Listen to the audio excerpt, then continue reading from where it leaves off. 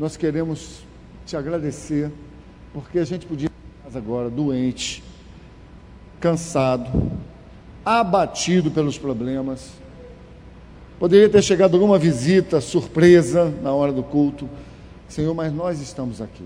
Deus, obrigado, porque se nós estamos aqui é porque o Senhor quer falar conosco.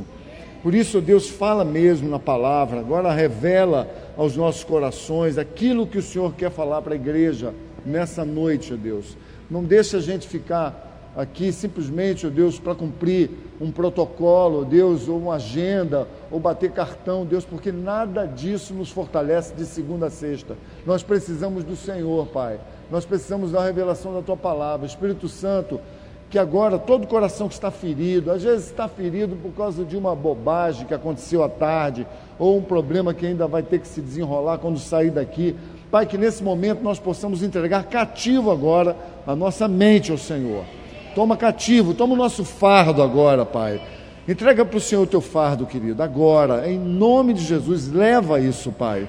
Me dá o teu fardo que é leve, não é inexistente, é um fardo de bênção, ó Deus. Carregar a tua glória não é um peso, mas é uma honra. Por isso, dá esse fardo para nós, ó Deus, e dá ele recheado agora, com discernimento na palavra. Espírito Santo, acampa ao redor desse lugar, remove toda a distração, toda a preocupação, toda a gracinha, tudo aquilo que veio para atrapalhar, desfaz aqui, Pai, e traz aqui o teu céu na terra, a vida do Senhor na palavra para cada um de nós, em nome de Jesus, amém?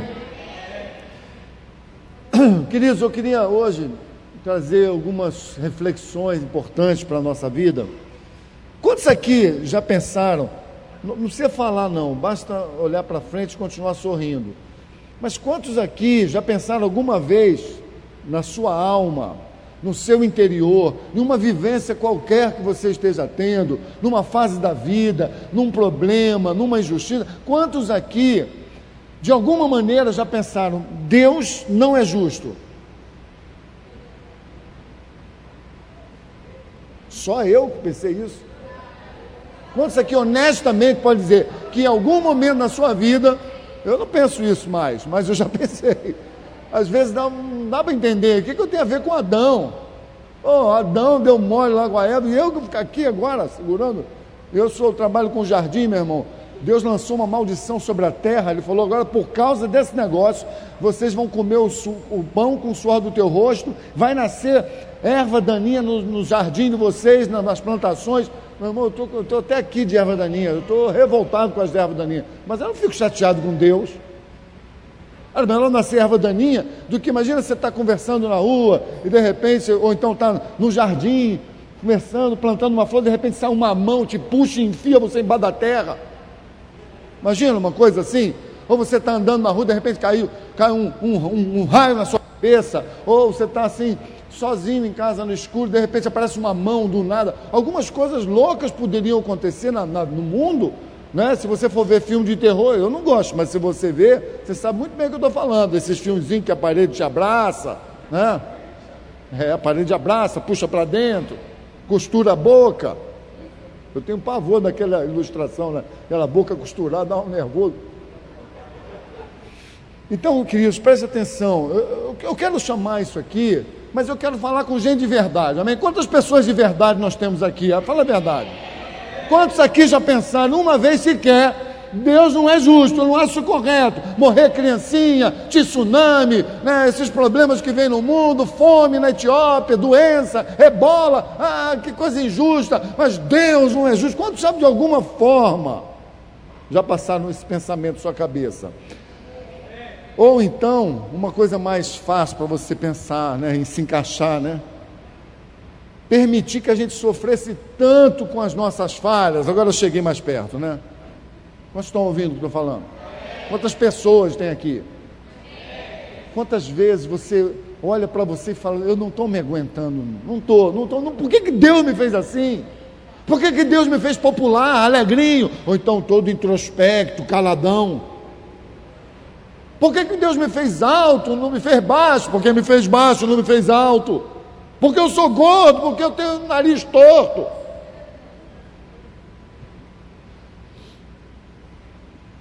Aleluia. porque Deus permite que a gente sofra tanto com os nossos temperamentos, com a nossa maneira de se expressar, de falar. Por que isso aconteceu? Eu penso isso às vezes, né? Não contra Deus, mas puxa vida, né? Que dureza. Mas você também já pensou, e com certeza já, mas olha para frente e continua sorrindo, como seria a tua vida se tudo na tua vida fosse maravilhoso? Para pensar. Você tivesse o carro que você quisesse, a casa que você tivesse, viajasse a hora que quisesse, pudesse dormir até a hora que quisesse, ir no banco, aí ao invés de tu chegar lá e estar lá R$32, tivesse assim 32 milhões, ou então você estivesse no banco, na última semana do mês, falando, pô, pelo menos eu não gastei no especial, chega lá, está 650, ao invés de ter assim 6.500, umas coisinhas mais real, né, irmão? Tem milhões, a gente nem consegue imaginar. Quantos aqui acham, ou pararam já para pensar, como é que seria a tua vida se fosse tudo maravilhoso, se você tivesse tudo, a minha empresa está muito bem, eu expandi, eu abri mais uma filial, agora eu tenho uma cadeia de lojas, eu tenho 15 lojas, eu tenho 80 empregados, 7 filhos, todos formados, um é médico, outro é engenheiro, outro é professor de educação física, glória. Tu já parou para pensar, meu irmão, se a tua vida desse tudo certo, tu não ficasse resfriado, não cortassem o teu telefone, não desse problema na tua internet, não faltasse cartão no teu celular, tu comprasse o que quisesse, mas eu compro o que eu quero, tu entra no mercado e outro fala, não, isso hoje não, aquilo também não, aquilo vem hoje. Tem aí presunto, que me dá uma mortadelinha defumada, porque eu gosto. Mortadela é bom, meu irmão, mas olha, um negocinho bom para rotar, misericórdia. Então, queridos, eu fico imaginando, se nós tivéssemos tudo, não tivéssemos uma doença, se o meu cabelo fosse como eu quisesse, se as unhas eu pintasse uma vez e falasse, nunca mais preciso escolher outra cor. Eu nunca vi tanta criatividade na minha vida. Essa semana eu estava prestando atenção, a mulher ela tinha 12 unhas diferentes, não era tanta diferença que ela tinha 12. Tinha 10 dedos, mas tinha 12 unhas diferentes. Parece, agora está na moda, né? Ela pinta os 4 dedos de uma cor e pinta um que joga de líbero, igual no vôlei. Um fica de líbero. Queridos, não tem problema nenhum, é bom a gente fazer as coisas, não é? Quantos podem dizer amém? Não é bom ter as coisas? Não, pastor, eu preciso dormir à luz de vela, sem cobertor, um edredom baratinho. Não, querido, todos nós gostaríamos de ter o melhor. Agora, Deus também quer. A questão é que a gente fica muito entre os desejos e as possibilidades, e a pergunta é, como seria a tua vida? Pare para pensar, se você tivesse tudo o que o teu coração desejasse, nada nesse mundo que você desejasse mesmo, você deixaria de ter? Eu pergunto, será que você buscaria o Senhor? Alô?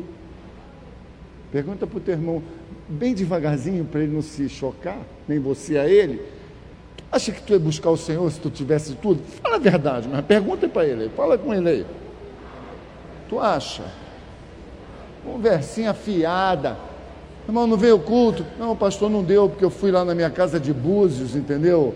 Deu um probleminha lá em Búzios, aí eu aproveitei, peguei a lancha, deu um probleminha em Angra. Aí peguei um helicóptero, fui até Ilha Grande, rapidinho, rever uns amigos, mas o dízimo está aqui, né? Você está querendo comprar a sua salvação, né, filho? Queridos, não me vem com essa conversa fiada. Não vem dizer para mim que o motivo de você não estar bem com Deus é porque você não tem tudo. E não olha para tudo e pensa, quando eu tiver tudo, eu vou estar bem com Deus, porque não é verdade. Não é verdade. Quando tu acertar a faculdade, acertar o marido, não acertar o marido não, acertar na escolha quando as coisas encaixarem, você vai ver o que eu estou falando hoje, você vai lembrar, anote aí na sua Bíblia com batom e escreva lá, o pastor falou, será que eu vou buscar o Senhor quando tudo estiver maravilhoso, e não precisa nem ser em 100% não. Uma melhoradinha, amigos, já leva muitas pessoas para longe de Deus. Que difícil. Abra sua Bíblia em Romanos 8, versículo 28.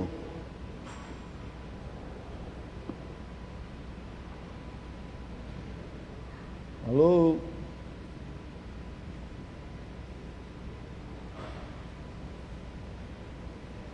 Queria avisar, enquanto você procura, que nós estamos nos organizando para fazer o primeiro culto em inglês, num domingo de manhã. Eu quero ver. O culto à noite vai ser normal, mas domingo de manhã nós vamos fazer um culto em inglês, com louvor. Aí você vai ter a música em inglês e a música em português. A gente canta em inglês, canta em português. O pastor vai pregar em português, aí vai haver uma tradução simultânea em inglês. Ou então alguém prega em inglês, tem uma tradução simultânea em português. Mas para quê, pastor? Porque eu quero que você abra seus ouvidos para uma língua que é universal. Eu quero isso, os jovens estão precisando disso, meu irmão. Ouvir. Puxa, nem um aplausinho para o Senhor. Glória a Deus, tá bom? Tá bom.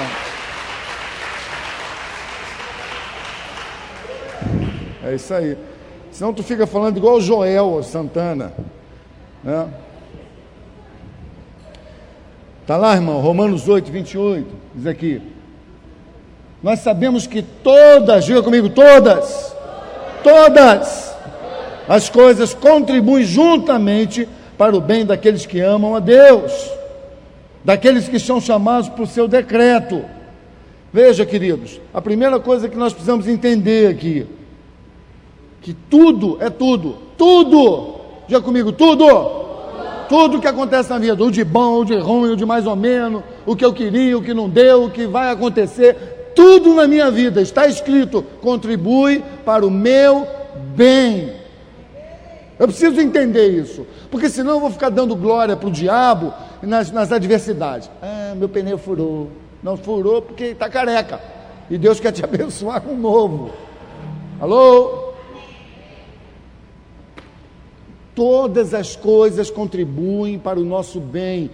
Queridos, nós precisamos entender isso, porque eu quero falar hoje sobre a soberania de Deus, sobre a graça de Deus, sobre o poder de Deus, sobre o controle de Deus. Tem pessoas dando glória para Satanás, para o diabo. Tem pessoas que estão negando o próprio Deus que está agindo na sua vida. Mamãe, posso ir na festa? Não vai não, já falei, nesse lugar você não vai. Ela fica com raiva da mãe. Aí vai dizer que a mãe é o diabo? Quer dizer que o que a mãe proíbe é do diabo? Quer dizer que quando Deus diz não para nós é o diabo? Quer dizer que então amar a Deus é ter da resposta de Deus sempre sim. Quando Deus disser não, não dá. Não, queridos, não é isso não. Nós vamos entender isso hoje. Veja, ele está dizendo aqui, tem uma outra tradução que diz: nós sabemos que todas as coisas contribuem para o bem daqueles que amam a Deus.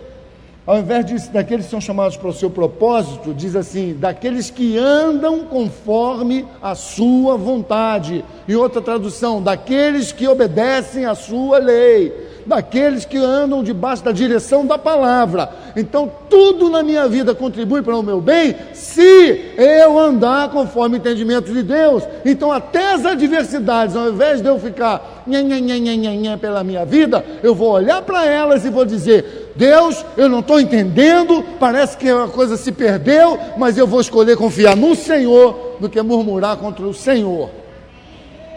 É complicado. Quando Jesus estava andando por ali, né, os caras queriam bater em Jesus, queriam prender, queriam matar, e um dos homens sábios daquele lugar, quem sabe o nome daquele homem, vai e disse assim: para, vocês ficam perseguindo esse homem, esse cara está só falando coisa boa, vai que ele é de Deus, nós vamos nos pegar perseguindo Deus. Gamaliel, preste atenção nisso, querido. Muitos aqui podem estar repreendendo Deus na sua vida, quando Deus está dizendo: eu não tenho como tirar isso da sua vida. Você talvez tenha uma bicicleta velha, então você quer uma nova. Como Deus vai te dar a nova se Ele não tirar a velha? Nós estamos entendendo?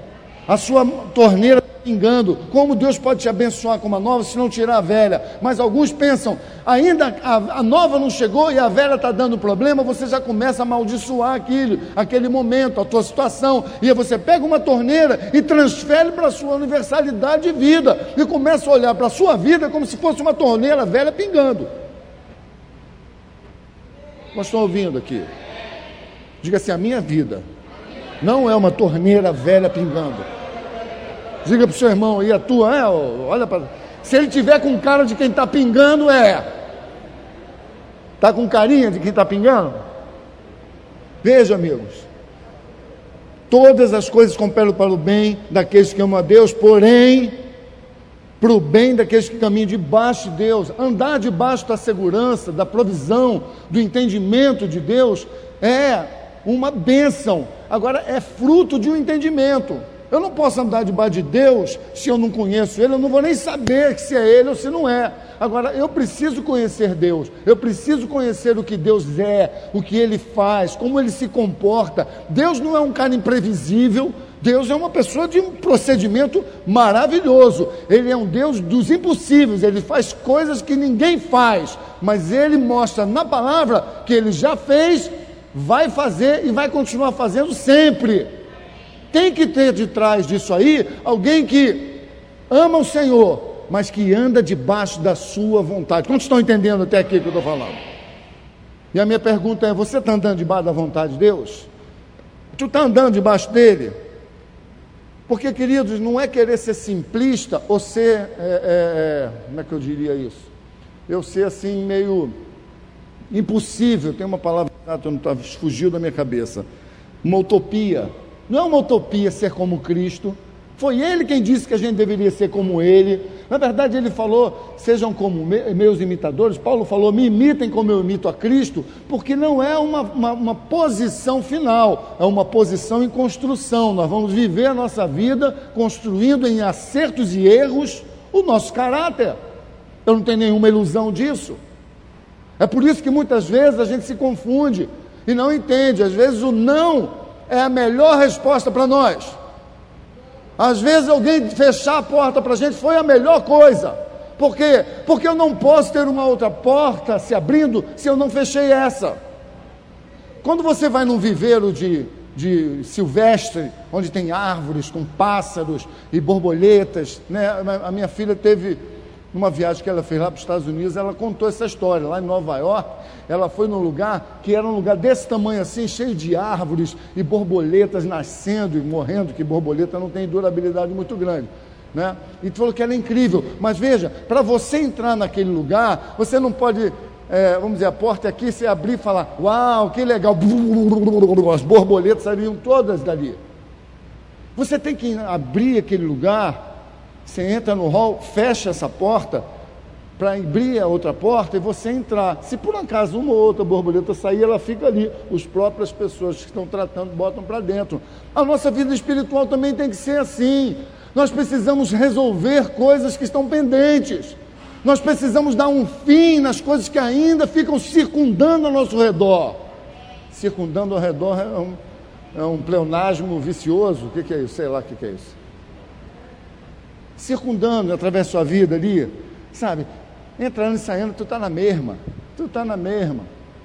queridos, eu não tenho nenhum problema com as coisas, a questão é, eu não quero estar na mesma no meu temperamento, no meu entendimento, na minha forma de viver, é isso que tem que mudar, é isso que a Bíblia fala para eu não me conformar, porque o que a gente quer em primeiro lugar, Deus diz, essas coisas não são nada, na verdade eu até vou dar para você, mas Ele chama de outras coisas, só que quando a gente inverte o processo e passamos a buscar as coisas ao invés de Deus, as coisas não funcionam em namoro, vocês estão ouvindo? O namoro é o tipo da coisa que quem procura não acha. Para crente é assim que é. Se ficar procurando, vai achar um probleminha. Queridos, espera no Senhor, confia no Senhor. Os jovens cuidem das coisas do Senhor, lida com as coisas de Deus. Deus vai trazer a pessoa certa. Mas imagina se Deus dissesse sim para uma pessoa horrível para a sua vida. Muito difícil, mas para isso acontecer, você tem que confiar no Senhor e andar debaixo dEle. tem que curar a sua ansiedade, tem que curar seu calor.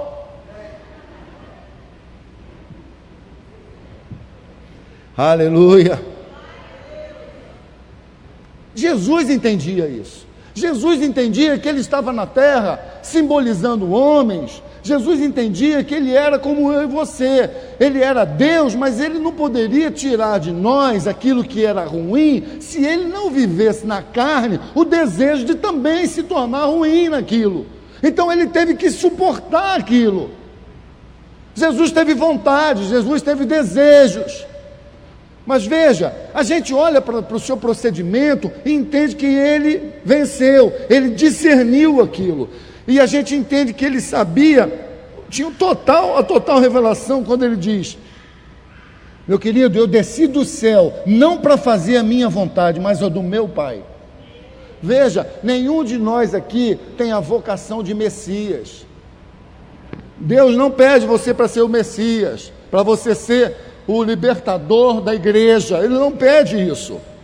O que Deus quer falar para você é: liberte-se, vive livre para mostrar o caminho para os outros. Esse é o caminho. Eu sou livre, por isso eu posso dizer da liberdade que eu estou vivendo. É isso que Deus quer para a nossa vida. Agora, quando a gente não entende disso, né? O que Jesus está falando é que o meu prazer é realizar a vontade do Pai. Quando eu começo a entender isso, as coisas buscam, elas encontram o seu significado real. Eu sei que é difícil prestar atenção. Obrigado, Carlinhos. É difícil, amigo.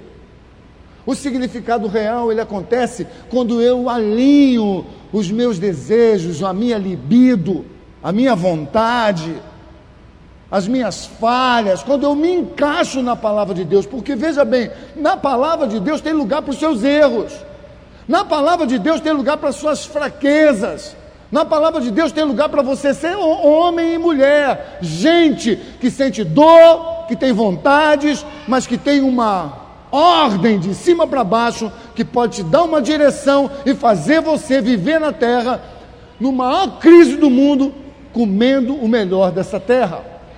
Nós estão ouvindo? Ajuda ele aí, Vinícius. Isso.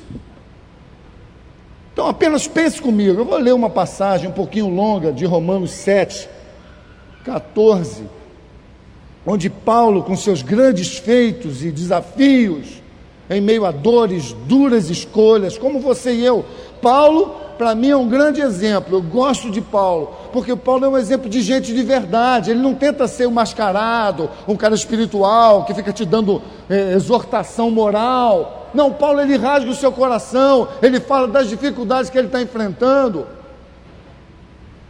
Alô? Eu vou ler aqui, pode só ouvir, não tem problema não, estou lendo na NVI também, que é um pouquinho diferente da minha mesma. Paulo, assim, ouça o que ele diz, Romanos 7, 14, ele diz: eu sei que a lei é divina, mas eu sou um ser humano fraco ainda por cima, fui vendido ao pecado para ser seu escravo, por isso eu não entendo aquilo que eu faço, pois eu não faço aquilo que gostaria de fazer, muito pelo contrário, faço justamente aquilo que eu odeio. E se eu faço aquilo que eu não quero, isso prova que eu reconheço que a lei diz o que é certo e o que é errado. Isso mostra que de fato já não sou eu quem faz essas coisas erradas, mas é o pecado que vive em mim. Ele é quem faz. É como se fosse alguma coisa que estivesse descontrolada. E ele diz: pois eu sei que aquilo que é bom não vive em mim. Isto é, calma, na minha natureza humana. A natureza, a tua espontaneidade, o teu jeito de ser expansivo. Ele está dizendo, né, por isso eu sei que em mim não habita bem algum. Porque mesmo tendo dentro de mim a vontade de fazer o bem, que aqui a gente pode botar o Espírito Santo, e não conseguindo fazê-lo, eu não consigo fazê-lo, pois não faço o bem que quero, mas justamente o mal que eu não quero é que eu faço. Gente, vocês estão prestando atenção? Porque se não tiver, eu vou dar um nó na sua cabeça. Isso é apenas o que eu acabei, estou lendo aqui, olha, Romanos 7, 14 a 25. Veja, se eu faço o que não quero, já não sou eu quem faço, mas é o pecado que vive dentro de mim, ele é que faz. Agora, ai pastor, eu sentei a mão no cara, mas não fui eu, foi o pecado dentro de mim. Não é isso que ele está falando. O que ele está falando, presta atenção, é que dentro de mim tem um Espírito de Deus, dentro do meu homem interior, que quer fazer a vontade de Deus. A minha mente pensa nisso e fala, é boa, mas quando a gente vive o dia a dia, há alguma coisa ainda fervilhando em nós que faz a gente às vezes julgar, responder, falar mal, pensar mal, desejar mal, olha para frente e continua sorrindo. Desejos ruins, julgamentos ruins. Ele está falando isso, sabe? Por dentro eu gostaria que fosse maravilhoso, mas não é. E ele continua, quando eu quero fazer o que é bom, só consigo fazer o que é mal. Embora dentro de mim, eu gosto da lei de Deus. Esse é o Paulo mesmo? Será que está certo aí na Bíblia? É o Paulo que escreveu 2/3 do Novo Testamento? É o Paulo.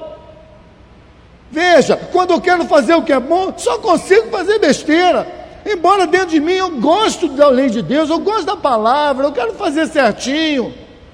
Mas eu vejo uma lei diferente agindo naquilo que faço. Uma lei que luta contra a lei que minha mente aprova. Ou seja, dentro de mim há um conflito, há um desejo. Uma parte de mim quer obedecer a Deus, outra parte de mim quer falar que nada, relaxa. Vocês estão entendendo? É uma guerra. Dentro de mim tem uma guerra, dentro de você tem uma guerra. A gente usa essa expressão do espírito, alma e corpo. Nós somos não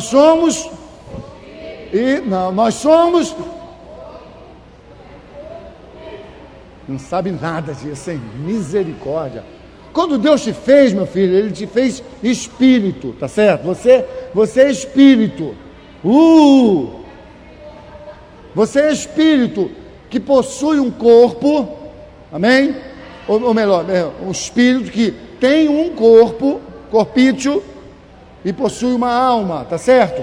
Então esse conflito entre a vontade de Deus e a vontade do corpo, ele acontece dentro de nós. A minha parte espiritual, que é o meu homem interior, quando eu for arrebatado, quem vai para o céu não é o Pedro que está ficando enrugadinho, careca, não. Quem vai para lá é um Pedro cabeludo, com cabelo até aqui, meu irmão, a pele é uma beleza.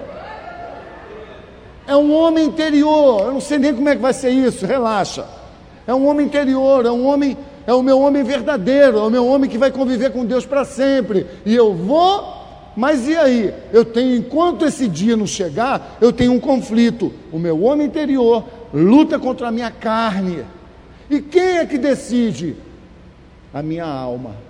É aqui, amigos, aqui que eu vou decidir se eu quero Deus, se eu não quero Deus, se eu creio em Deus, se eu tenho alguma dúvida, se eu vou buscar elucidar essas questões.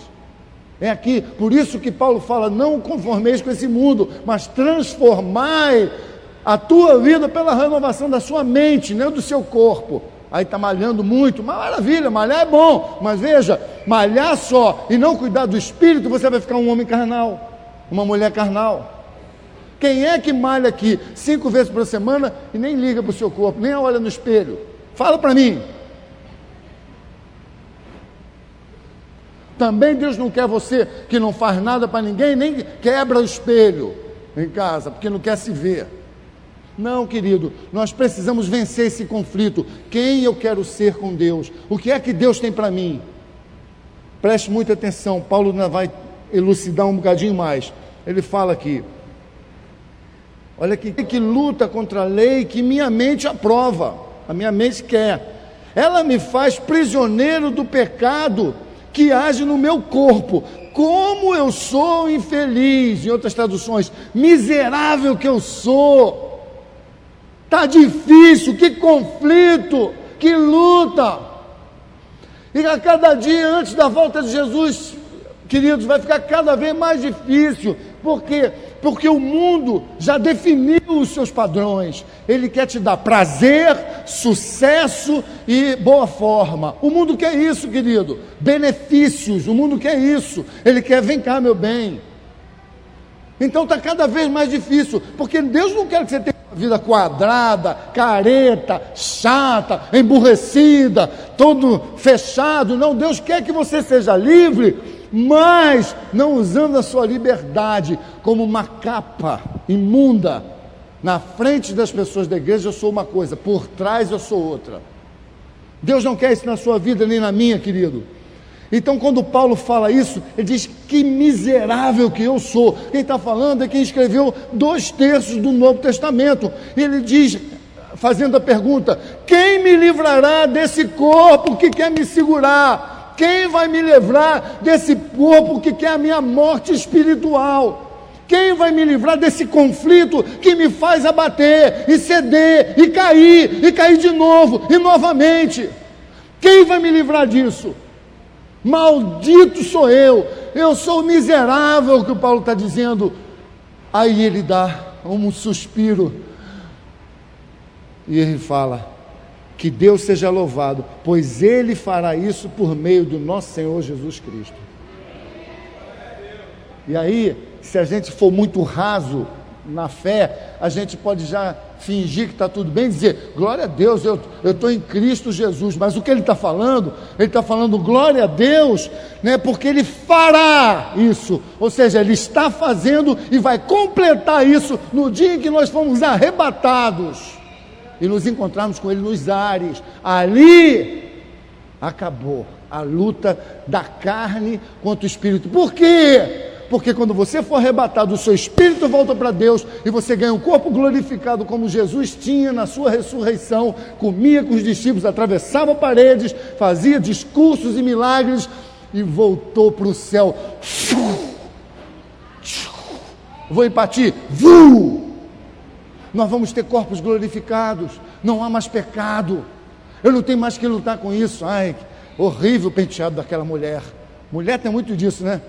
Ela fala: o que você achou? Ai, tá lindo. Mentira, por dentro você está falando assim: tá horrorosa, coisa feia.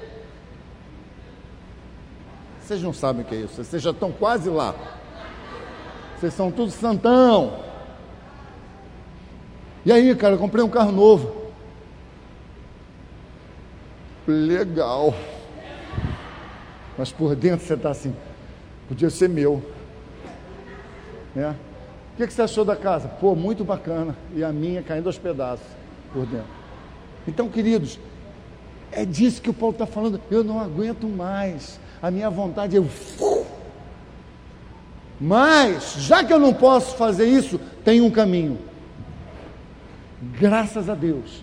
Porque Cristo é o meu referencial. E ao invés de ficar sucumbindo, ou escondendo, ou maquiando a minha reação e relação com as pessoas, eu vou olhar para Ele como meu exemplo. E todas as vezes que eu errar, eu preciso voltar.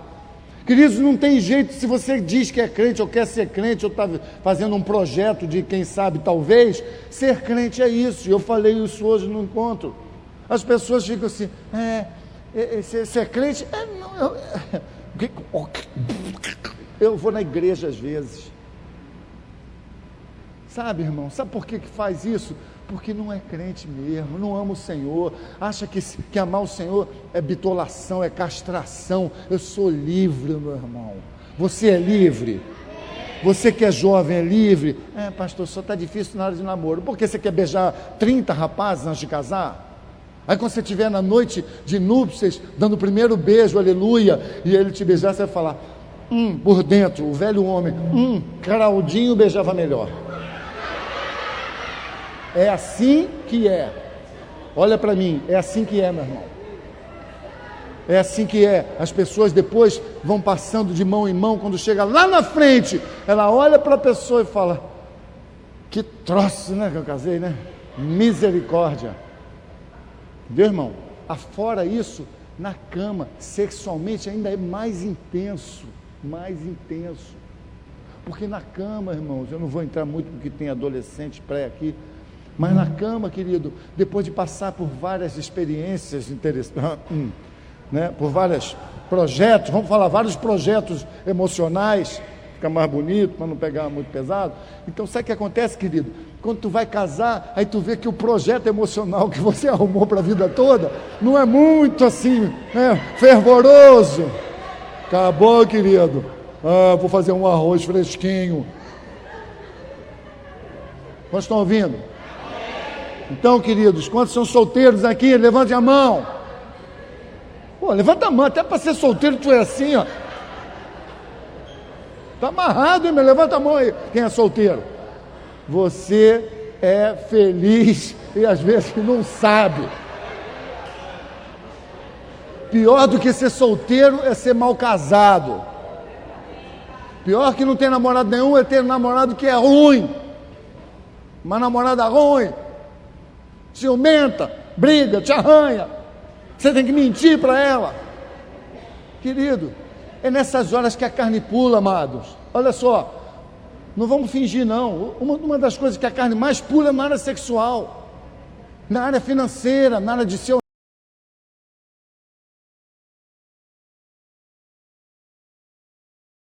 Eu falo, pô, você crente é muito careta. Careta por quê? Porque ele quer ir pro bloco, ele quer zoar, ele quer isso, aí ele vai zoando.